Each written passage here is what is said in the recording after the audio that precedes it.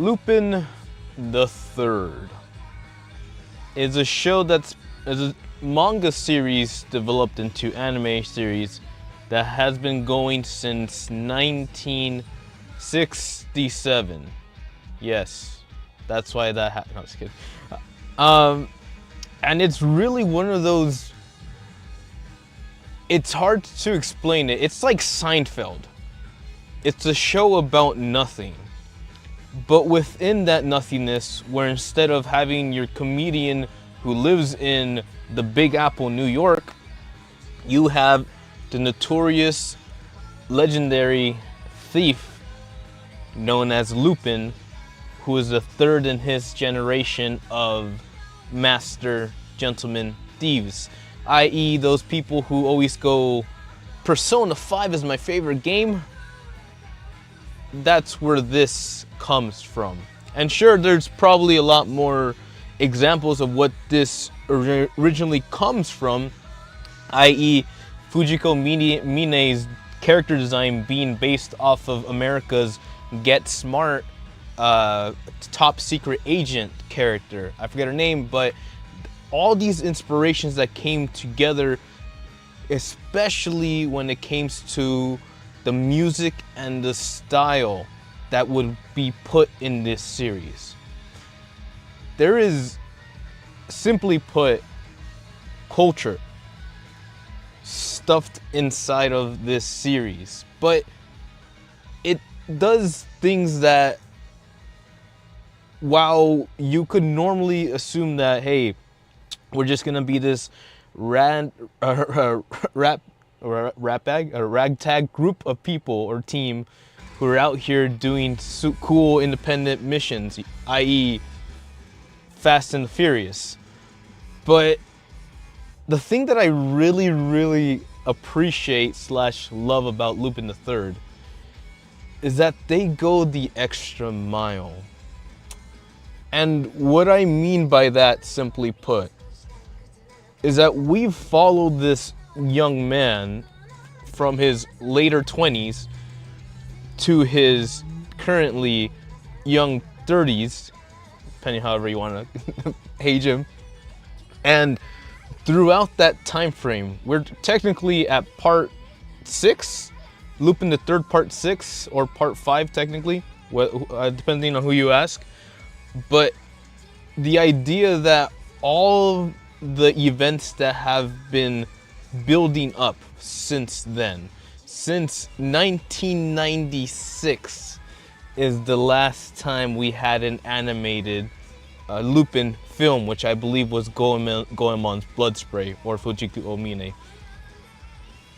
And 30 years from that point, we finally get a 2D animated feature continuing the Lupin, let's call it, deep lore universe. The movie universe is a bit, again, out away from the series itself. Doesn't matter.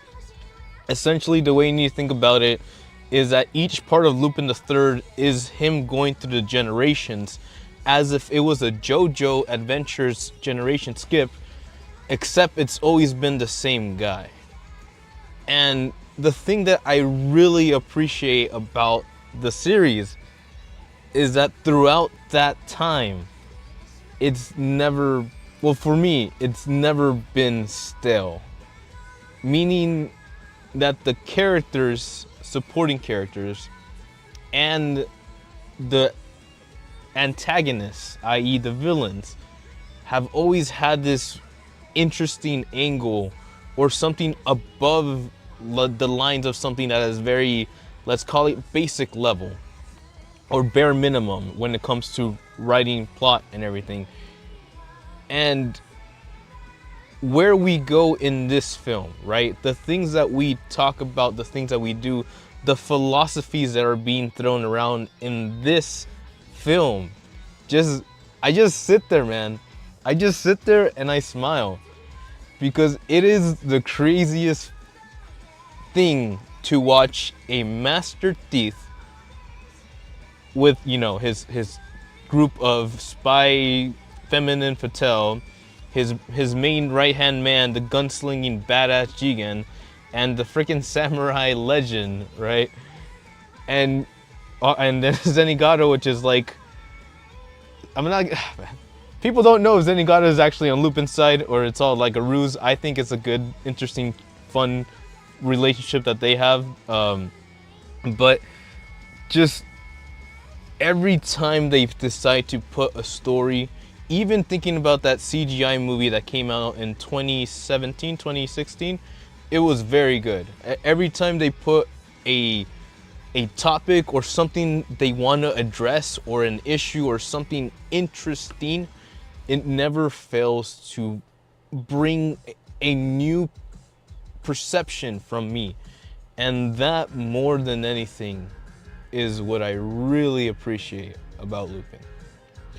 Because we've talked about how Detective Conan is cool. You know, I grew up really freaking liking Inspector Gadget. Just that part, straight up. And one would think that Detective Lupin would be where one would end up.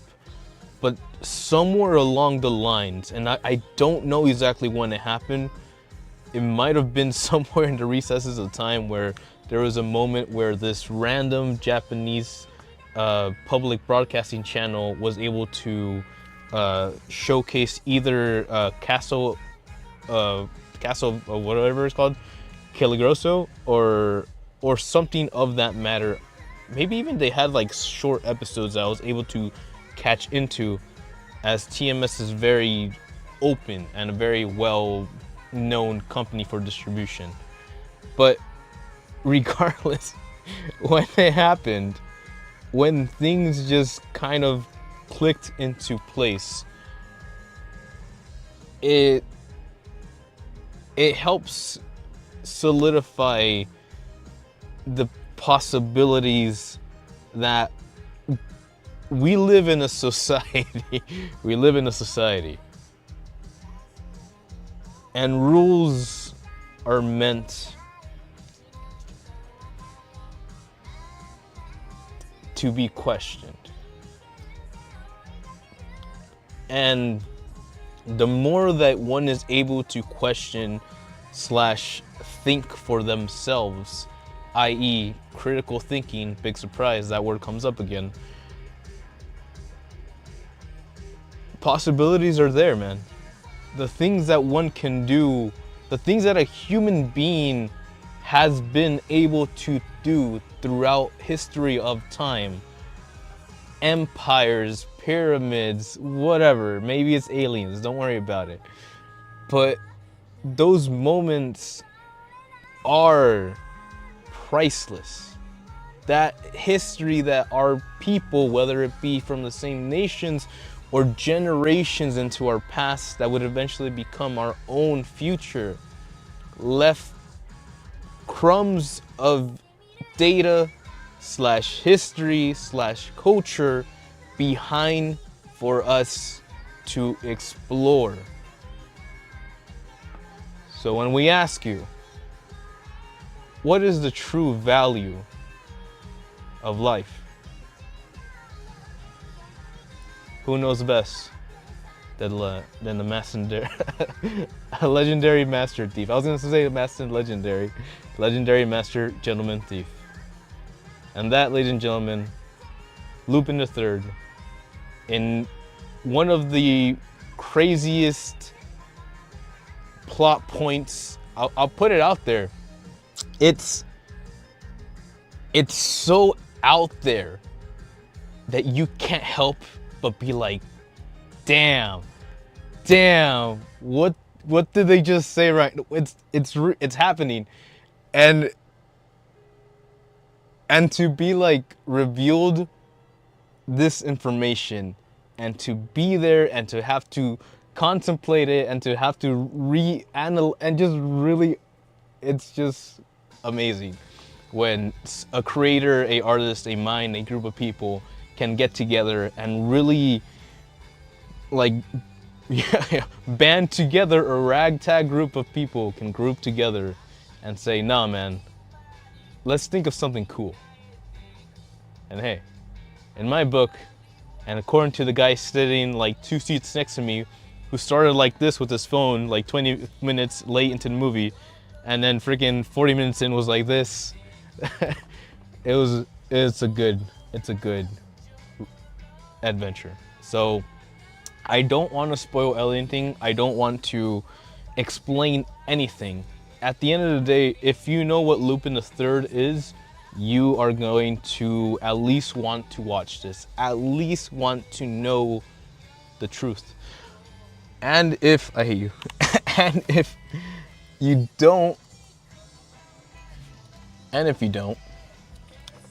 well, the best I can tell you is, what if the foundations of your whole civilization were shaken to its core?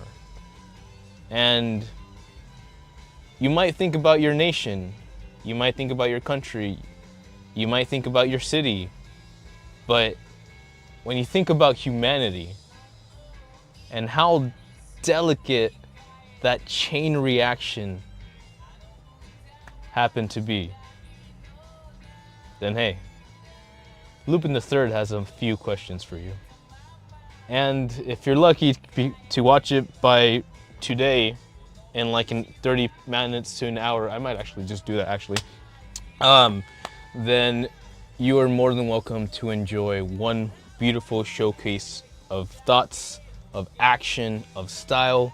You got gunsling battles, you got samurai slices, you got your poster girl moments, fan service, there you go, that's what it's called.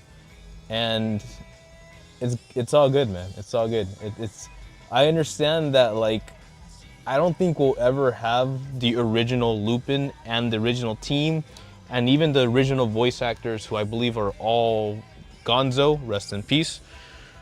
It's still exciting to believe that we can still find something of curiosity slash substance slash curiosity slash imagination in this universe. And honestly, if you start thinking about things in a different way, then I don't blame you, because it's really that good and fun at just presenting something different. And to that, again, I gotta say, Lupin the Third takes the cake, and I'm very, very happy, very excited that 30 years later they have decided to make a 2D animated feature continuing the original Lupin movies. So if you're curious about those, actually right now they are available through TMS YouTube channel, English YouTube channel. You can actually watch all 3 movies completely on their YouTube channel, so you can get ready, or you can be interested in this guy. But it's not something that you need to do per se, but if you do watch these and then you see this film, or vice versa, you watch this film, you'll see certain characters have certain interactions with certain rivals, and then you can watch those films and be like, oh, that's how that rivalry started, which is, again, very curious and interesting that 30 years later they would literally pick out those people and put them in this new adaptation or continuation. But regardless, I'm having too much fun. I completely love this series. I love the fact that it exists, and it's great to see new layers or dimensions to the characters that we've known for generations or years even. And I hope that this generation and the people involved with creating it have as much passion and care for what comes in these next few years. Because that movie, or that music, I can't believe I didn't play the music, but baby, that music is so good. And it's honestly one of the best. So thanks for being cool. Thanks for having fun. And I know it's gonna be like super late, but if you do get a chance to check it out, please, for the love of God, go watch Lupin the Third, or pick it up online or whatever have you be. I highly recommend it. I am very big when it comes to detective slash plot secret, top secret missions, and Lupin the Third never fails to provide that sure escapism, but also that new analysis, which is something that I really appreciate from media and interesting concept that artists have created throughout the years. So, does it stand the test of time?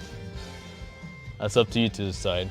But damn it, does that freaking music, what is it? It was jazz. Yeah, does that jazz soundtrack pop? So that's gonna be it for me.